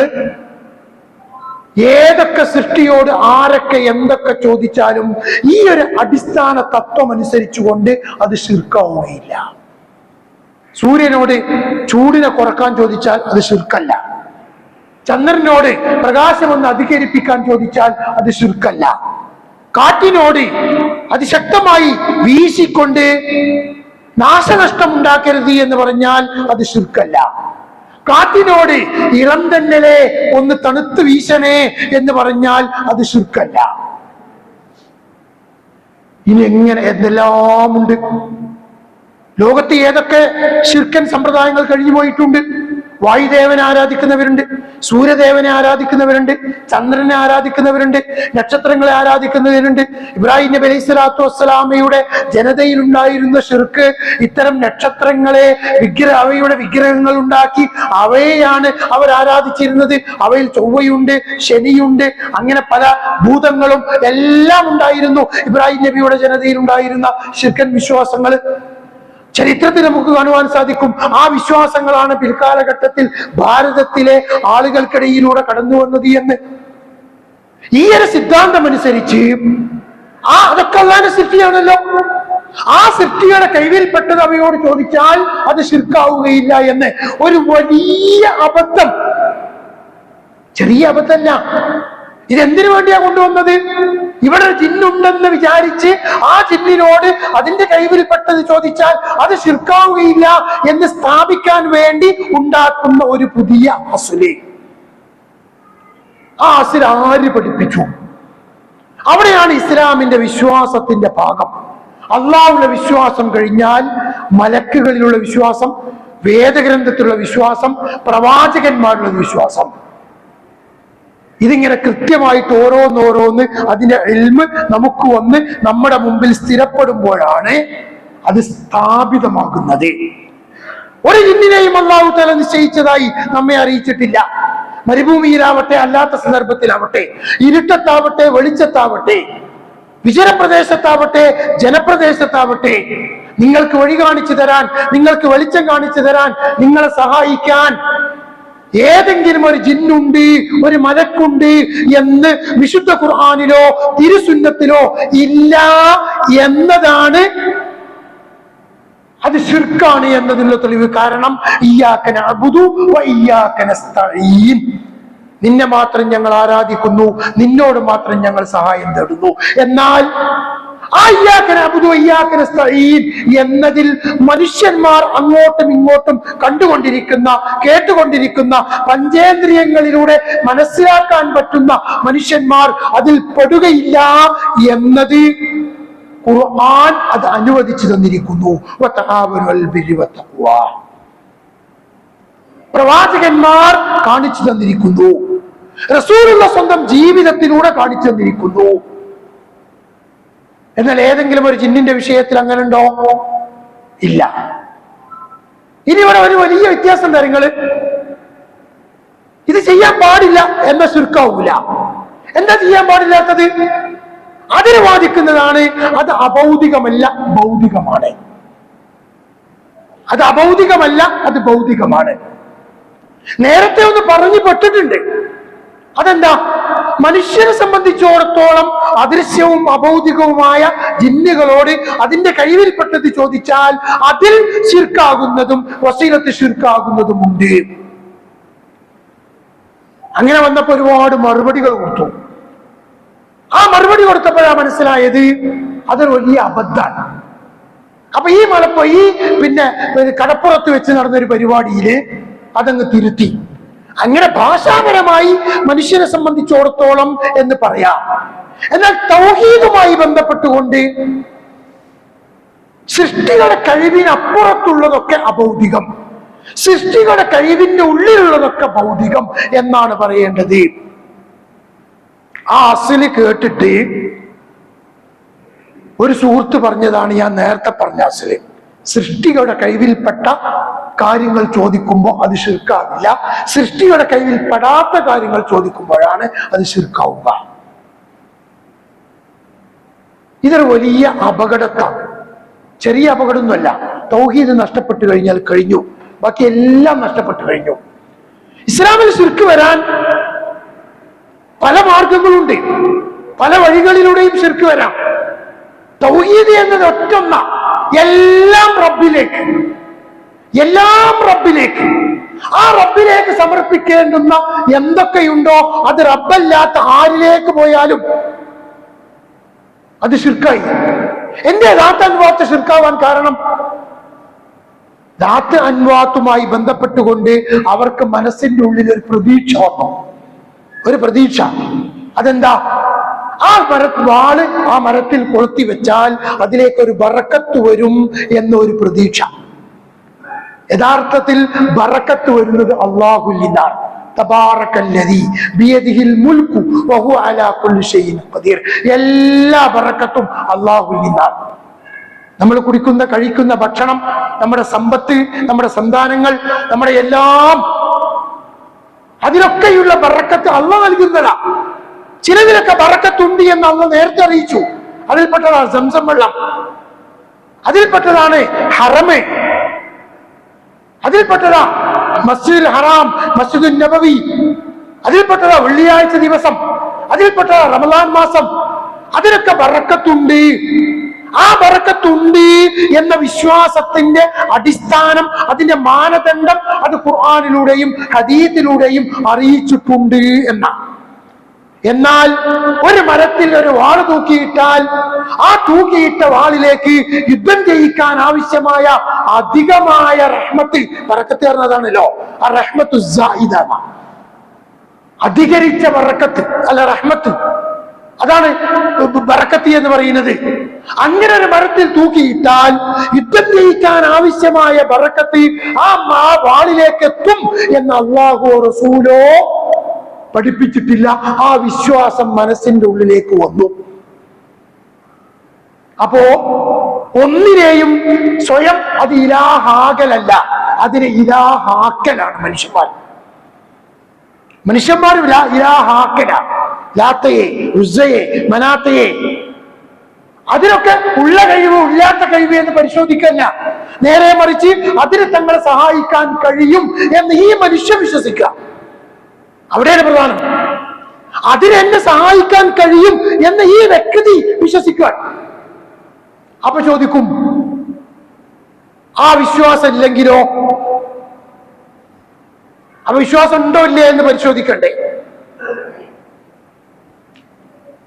ആ ഒരു വാദവും ഇടക്കാലത്ത് വന്നിരുന്നു.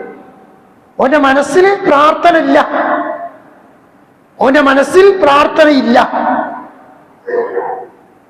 അങ്ങനെ ചോദിച്ചിട്ടല്ല റസൂലുള്ളാഹി സ്വല്ലല്ലാഹു അലൈഹി വസല്ലമ ശിർക്കും തൗഹീദും വേർതിരിച്ചത്.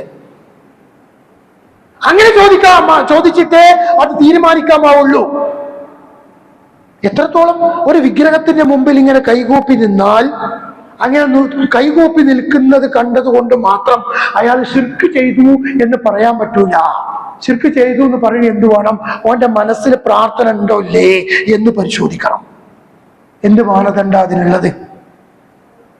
ജിന്നിനോട് സഹായം ചോദിക്കുമ്പോ, ജിന്നെ ഒന്ന് വെളിച്ചം തരണേ എന്ന് സഹായം ചോദിക്കുമ്പോ അത് ശിർക്കല്ലാതിരിക്കാനുള്ള ഒരു കാരണം ഓന്റെ മനസ്സിൽ പ്രാർത്ഥന ഇല്ല. ഓന്റെ മനസ്സിൽ പ്രാർത്ഥന ഉണ്ടെങ്കിലേ അത് ശിർക്കാവുള്ളൂ. മനസ്സിൽ പ്രാർത്ഥന ഇല്ലെങ്കിലോ അത് ശിർക്കാവൂല. ഇത് യഥാർത്ഥത്തിൽ അള്ളാഹുവിന്റെ ഹിസാബുമായി ബന്ധപ്പെട്ടുകൊണ്ട് നിൽക്കുന്നതാ, അള്ളാഹുവിന്റെ തീരുമാനവുമായി ബന്ധപ്പെട്ടുകൊണ്ട് നിൽക്കുന്നതാ. മനുഷ്യന്റെ തൗഹീദും ശിർക്കും വേർതിരിക്കാൻ മറ്റൊരാളുടെ മനസ്സിലുള്ളത് അറിയണം എന്ന നിബന്ധന ഖുർആനോ ഹദീസോ പഠിപ്പിച്ചെന്നിട്ടില്ല. ഏതെങ്കിലും ഒരു ആയത്തോ ഏതെങ്കിലും ഒരു ഹദീസോ റസൂലുള്ളാഹി സ്വല്ലല്ലാഹു അലൈഹി വസല്ലമ പറഞ്ഞിട്ടുണ്ടോ? നിങ്ങളൊരു സംഗതി ചെയ്യുമ്പോ ആ ചെയ്യുന്നത് ഓന്റെ നിയ്യത്ത് എന്താണ് എന്ന് ചോദിച്ച് മനസ്സിലാക്കി എന്നിട്ടേ ഉള്ളൂ അതിനൊരു ഹുക്മ് പറയാൻ പറ്റുള്ളൂ എന്ന് ഇല്ല. നേരെ മറിച്ച് മനുഷ്യന്റെ ബാഹ്യ പ്രവർത്തനത്തെ മാനദണ്ഡമാക്കിയിട്ടാണ് ഇസ്ലാമിൽ ഒരു ഹുക്മ് നിശ്ചയിക്കുവാൻ സാധിക്കുക, അല്ലാതെ സാധിക്കൂല. അപ്പൊ ഒരു വിഗ്രഹത്തിന് മുമ്പിൽ കൈകൂപ്പി നിൽക്കുന്ന ഒരു മനുഷ്യനെ സംബന്ധിച്ചിടത്തോളം ആ കൈകൂപ്പുന്നത് അയാളുടെ തഅ്ളീം, അയാളുടെ മഹബ്ബത്ത്, അയാളുടെ റജാ, അയാളുടെ ഖൗഫ് അത് സമർപ്പിക്കുന്നത് ആ വിഗ്രഹത്തിലേക്കാണ്. അതെല്ലാം സമർപ്പിക്കേണ്ടത് അള്ളാഹുവിലേക്കാണ്. അത് അല്ലാത്ത ഈ വിഗ്രഹത്തിലേക്ക് സമർപ്പിച്ചാൽ അത് ശിർക്കായി മാറി. അത് വിഗ്രഹം തന്നെ ആയിക്കൊള്ളണമെന്നില്ല.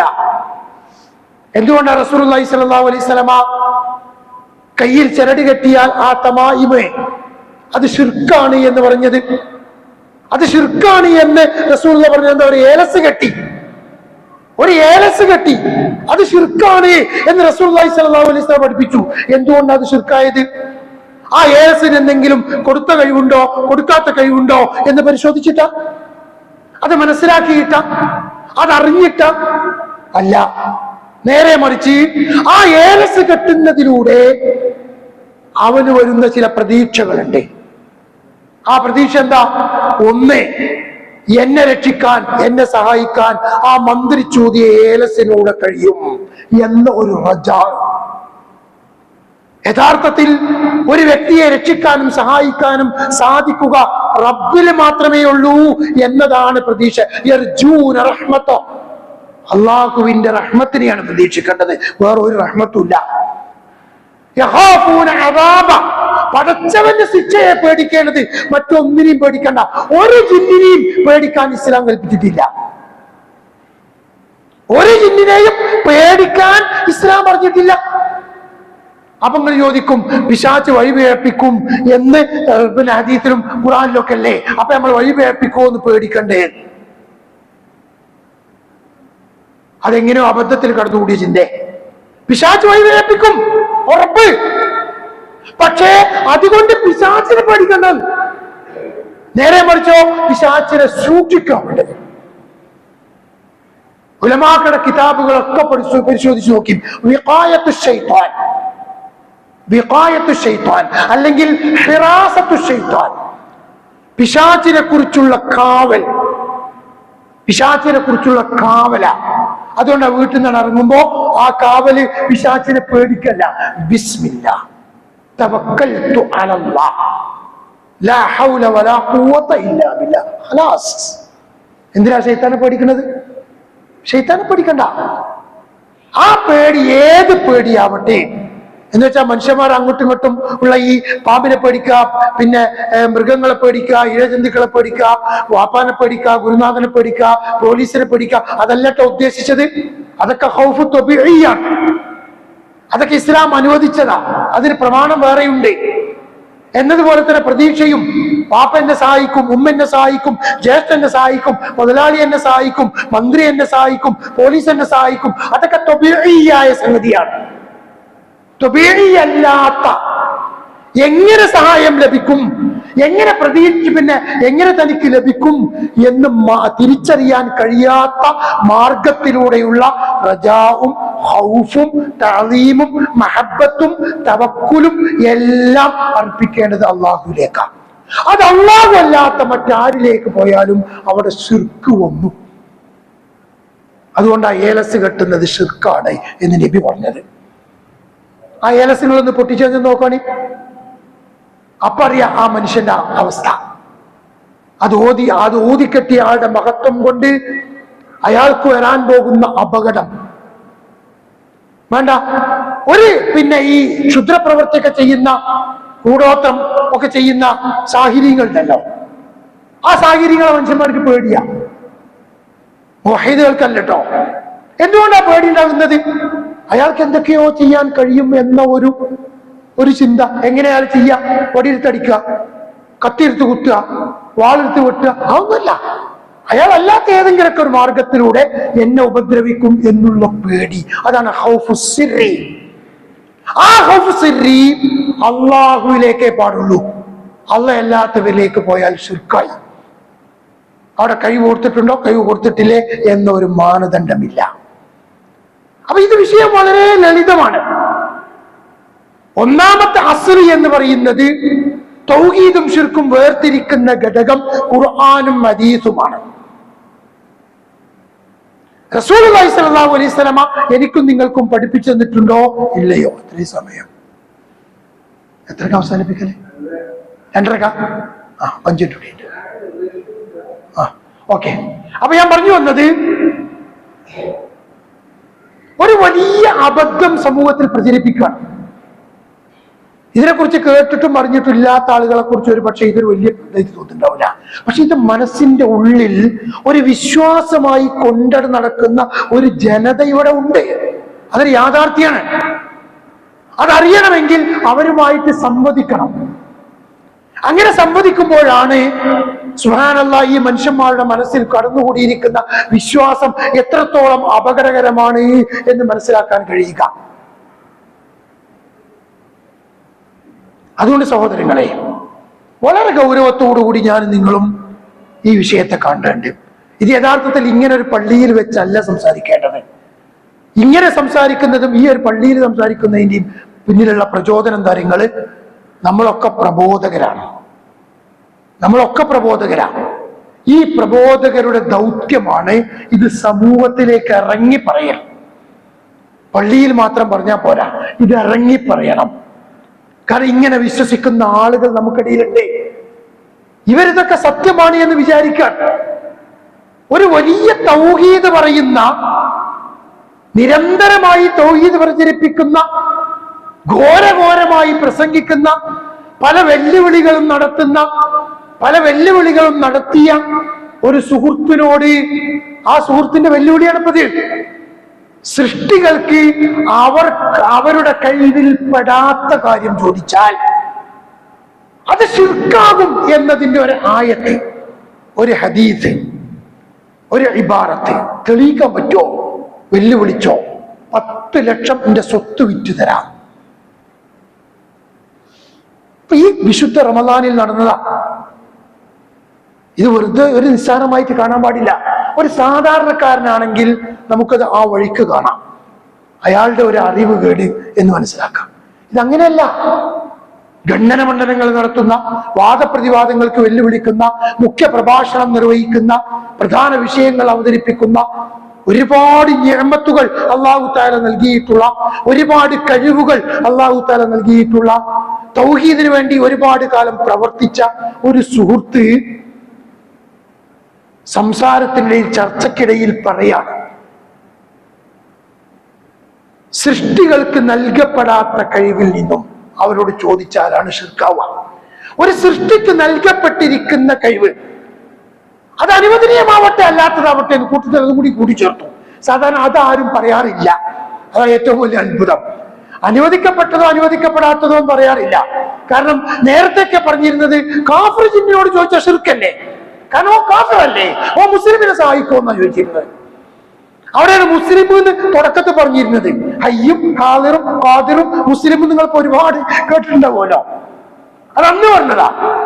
അപ്പൊ നമ്മൾ ചോദിച്ചു, സുഹൃത്തുക്കളെ, ഈ സഹായം ചോദിക്കുന്നതിൽ എന്താ മുസ്ലിമും കാഫിറും ഉള്ളത്? കാരണം തഖ്വ എന്ന് മനുഷ്യന്മാരുമായി ബന്ധപ്പെട്ടുകൊണ്ടുള്ള ആയത്താ. അതിന് ജിന്നും മലക്കിനെയൊന്നും അതിൽ ഒരാൾ ഉൾപ്പെടുത്തിയിട്ടില്ല. സഹാബത്ത് ഉൾപ്പെടുത്തിയിട്ടില്ല, റസൂൽ ഉൾപ്പെടുത്തിയിട്ടില്ല, മുഫസ്സിറുകൾ ആരും ഉൾപ്പെടുത്തിയിട്ടില്ല.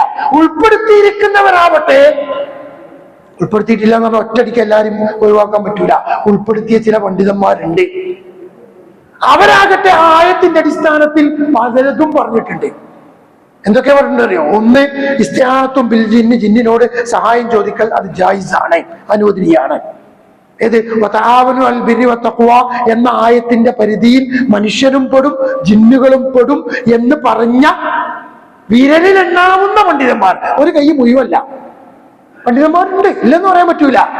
പക്ഷെ അവരെ പറഞ്ഞപ്പോ ഒരു കാര്യം കൂടി പറഞ്ഞു, ജിന്നിനോട് ഈ ആയത്തിന്റെ അടിസ്ഥാനത്തിൽ ഇസ്തിആനത്ത് നടത്താം. ഇസ്തിആനത്ത് നടത്താന്ന് പറഞ്ഞാൽ ഏതുവരെയുള്ള ഇസ്തിആനത്ത്? നിങ്ങള് ഒരാൾക്ക് ഒരു ജിന്നിന്റെ മകളെ കല്യാണം കഴിക്കാം, ഒരാൾക്ക് സ്വന്തം മകളെ ജിന്നിന് കല്യാണം കഴിച്ചു കൊടുക്കാം, അവിടം വരെ എത്തി.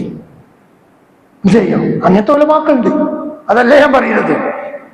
അഹ്ലുസുന്നയുടെ പണ്ഡിതന്മാർ ഒരാളും ഇയ്യാക നഅ്ബുദു വ ഇയ്യാക നസ്തഈൻ എന്ന ആയത്തിൽ മനുഷ്യരെ പരസ്പരമുള്ള സഹായത്തേട്ടം അതിൽ ഉൾപ്പെടുകയില്ല എന്നതിനെ വതആവനു അലൽ ബിർരി വത്തഖ്വ എന്ന സൂറത്തുൽ മാഇദയിലെ ആയത്ത് ഉദ്ധരിച്ചപ്പോ ആ വതആവനു അലൽ ബിർരി വത്തഖ്വ എന്ന ആയത്തിൽ ഒരു ജിന്നിനെയും ഉൾപ്പെടുത്തിയിട്ടില്ല, ഒരു മലക്കിനെയും ഉൾപ്പെടുത്തിയിട്ടില്ല. അത് മനുഷ്യന്മാർ അങ്ങോട്ടും ഇങ്ങോട്ടുമുള്ള പിന്നെ ഭൗതികമായ പ്രവൃത്തിയാണ് ഉൾപ്പെടുത്തിയിട്ടുള്ളത്, അതിനപ്പുറത്തേക്ക് ഉൾപ്പെടുത്തിയിട്ടില്ല. അങ്ങനെ പറഞ്ഞപ്പോഴാണ് മുസ്ലിം എന്നതിൽ മാറ്റിയത്. പിന്നെ അയ്യും മാതരും കാതറും മാത്രമായി പരിമിതപ്പെട്ടു. ഇനി നോക്കുക, നമ്മള് തൗഹീദും ശിർക്കുമാവാൻ അയ്യും മാതരും കാതറും എന്ന് വേർതിരിവുണ്ടോ? ഇല്ലല്ലോ. അതിനും മതി ഈ ദാത്തൻ വാത്തിന്റെ സംഭവം മതി. ദാത്തിന് ഹയ്യാണോ ആദറാണോ ഖാദിറാണോ എന്ന് നോക്കിയിട്ടാ നബി സല്ലല്ലാഹു അലൈഹി വസല്ലമ അത് ശിർക്കാണ്, അല്ലാഹയല്ലാത്തവരെ ഇലാഹാക്കലാണ്. അപ്പൊ ഇത് മനുഷ്യന്റെ മനസ്സിൽ അവൻ സ്വീകരിക്കുന്ന ചില വൈകാരികതകളുണ്ട്. അതുകൊണ്ടാണ് അത്തരം വൈകാരികതകൾ ഇബാദത്തിന്റെ റുക്കിനായി ഇസ്ലാം പഠിപ്പിച്ചത്. ആ വൈകാരികതയാണ് ഒന്ന്, തനിക്ക് ഗുണം ലഭിക്കുമെന്ന പ്രതീക്ഷ. ആ പ്രതീക്ഷ പടച്ചോനിലേക്കേ പറ്റുള്ളൂ. അല്ലാത്തിലേക്ക് പോയാൽ ശിർക്കായി, ഏരസിലേക്ക് പോയാൽ ശിർക്കായി, മഖബറുകളിലേക്ക് പോയാൽ ശിർക്കായി, ജിന്നിലേക്ക് പോയാൽ ശിർക്കായി, മറ്റെന്തിലേക്ക് പോയാലും ശിർക്കായി. എന്നതുപോലെ അദൃശ്യമായ മാർഗത്തിൽ തന്നെ ശിക്ഷിക്കും, തനിക്ക് പ്രയാസങ്ങൾ വരുത്തും, തനിക്ക് പരീക്ഷണങ്ങൾ നൽകും എന്ന ഭയപ്പാട് അള്ളാനെ പേടിക്കാൻ പറ്റുള്ളൂ. ഞാൻ ചെയ്യുന്ന തെറ്റുകൾക്ക് എന്നെ ശിക്ഷിക്കും എന്ന പേടി അത് മനസ്സിന്റെ ഉള്ളിലുണ്ടാവണം. അത് പടച്ചോനെയാണ് പേടിക്കേണ്ടത്. ആ പേടി അല്ലാത്തവരിലേക്ക് പോയാലോ, ഒരു ജിന്നിലേക്ക് പോയി, ഒരു ജിന്ന് എന്നെ ഉപദ്രവിക്കും എന്ന് ഭയപ്പെട്ടാൽ ശ്രദ്ധിച്ചോളി. ഒരുപാട് മുജാഹിദുകൾക്ക് ആ ഭയം കടന്നുകൂടി. നിരന്തരമായി ദീർഘമായി നടന്ന് സുബൈക്ക് പള്ളിയിലേക്ക് പോയിരുന്ന പല യുവാക്കളും സുബൈക്ക് പോക്ക് നിർത്തി. കാരണം എന്താ? അവിടെ ജിന്നുണ്ടാവും, ജിന്ന് ഉപദ്രവിക്കും എന്ന പേടി. ഈ വിശ്വാസം അവിടെ കടത്തുകൂട്ടിയതാ. എന്നാൽ അങ്ങനെ പേടിക്കാൻ അള്ളാഹും റസൂലും പഠിപ്പിച്ചിട്ടില്ല. ഞാൻ നേരത്തെ പറഞ്ഞ് അത് വിട്ടുപോയതാ. അവിടെ സൂക്ഷ്മതയാണ് വേണ്ടത്, വിഖായത്താണ്, ഹിറാസത്താണ്. ആ ഹിറാസത്തും വിഖായത്തും എങ്ങനെ വേണം? നമ്മൾ സ്വയം ഗവേഷണം ചെയ്ത് കണ്ടെത്തുക അല്ല. പിശാച് എവിടെയൊക്കെ ഉപദ്രവിക്കും എന്ന് റസൂൽ പഠിപ്പിച്ചിട്ടുണ്ടോ അവിടെയൊക്കെ പിശാചിൽ നിന്ന് രക്ഷ കിട്ടാനുള്ള മാർഗവും അള്ളാഹും റസൂലും പഠിപ്പിച്ചിട്ടുണ്ട്. ഒരൊറ്റ സ്ഥലത്തും അത് വിട്ടുപോയിട്ടില്ല. എവിടൊക്കെ പിശാചിന്റെ ഉപദ്രവം ഉണ്ടാകും അതിന്റെ പൊതുവായിട്ടുള്ള ഒന്നാണ് പഠിപ്പിച്ചത്. അഊദു ബില്ലാഹി മിനശ് ശൈത്വാനിർ റജീം. അത് പൊതുവായ സംഗതിയാണ് ഇസ്ലാം പഠിപ്പിച്ചത്. ഖുർആൻ ഓതുമ്പോ വരെ ഫൈദാ ഖറഅതൽ ഖുർആന ഫസ്തഇദ് ബില്ലാഹി മിനശ് ശൈത്വാനിർ റജീം. പിശാച് ഉപദ്രവിക്കും. ഏതുറക്കം വരാത്തവനും ഖുർആൻ എടുത്താൽ മതി. റമളാനിൽ പ്രത്യേകിച്ചും ഖുർആൻ തുറന്നാൽ മതി, അപ്പ കണ്ണ് ചിമ്മും. പിശാച് അവന്റെ വസ്വാസം നടത്തും. ആ വസ്വാസിൽ നിന്ന് രക്ഷപ്പെടാനുള്ള മാർഗം എന്താ? തൊട്ടടുത്തൊരു വടിയോ കത്തിയോ വാളോ എടുത്ത് സൂക്ഷിച്ചു വെക്കല അല്ല. അഊദു ബില്ലാഹി മിനശ് ശൈത്വാനിർ റജീം. ഇല്ലേ? വേറെ റസൂൽ പറഞ്ഞു, ഒന്നെടുത്തോ. കോപം വരുമ്പോ പിശാചിൽ നിന്നാ, കോപം വരുന്നത് പിശാചിൽ നിന്നാ. റസൂൽ പറഞ്ഞില്ലേ, പോയി ഒന്നെടുക്ക്. എന്നിട്ടോ ഈ നിൽക്കാണോ, ഇരിക്ക്. അതൊക്കെ ഇത് ഹിറാസത്തിന്റെ മാർഗമാണ്. എന്തെല്ലാം മാർഗങ്ങളാ. ഒരു പ്രദേശത്ത് പോയി, നമ്മൾ യാത്രയിൽ ഒരു പ്രദേശത്ത് പോയി ഇറങ്ങി, അഊദു ബികലിമാത്തില്ലാഹി താമ മിൻ ശർരി മാ ഖലഖ് ചൊല്ലിക്കോ. ഈ അവിടുന്ന് പോരുന്നത് വരെ നിനക്ക് ഒരു ഉപദ്രവം ഉണ്ടാവൂല. ആര് പറഞ്ഞതാ? അഷ്റഫുൽ റസൂൽ മുഹമ്മദ് മുസ്തഫ സല്ലല്ലാഹു അലൈഹി വസല്ലം. അപ്പൊ അതുകൊണ്ട് ഞാൻ പറഞ്ഞ ഒറ്റ പോയിന്റേ ഉള്ളൂ. ആ പോയിന്റിന്റെ വിവിധ ഭാഗങ്ങളെ ഞാൻ വിശദീകരിച്ചിട്ടുള്ളൂ.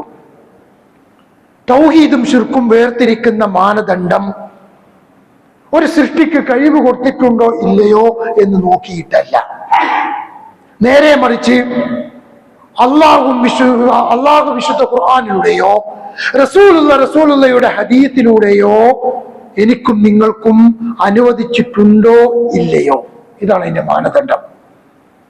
രണ്ടാമത്തേത്, ഖുർആനിലൂടെയും ഹദീസിലൂടെയും അള്ളാഹുവിലേക്ക് മാത്രം നൽകണമെന്ന് പറഞ്ഞത് അള്ളാഹു അല്ലാത്ത ഏത് പടച്ചവന്റെ സൃഷ്ടിയിലേക്ക്.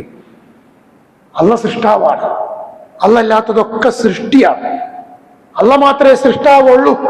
അള്ളാഹു അല്ലാത്തത് മുഴുവനും, ഈ പ്രപഞ്ചത്തിലുള്ള മുഴുവനും സൃഷ്ടികളാണ്. അതുകൊണ്ടാണ് അള്ളാഹു പ്രപഞ്ചാതീതനാണ് എന്ന് പറയുന്നത്.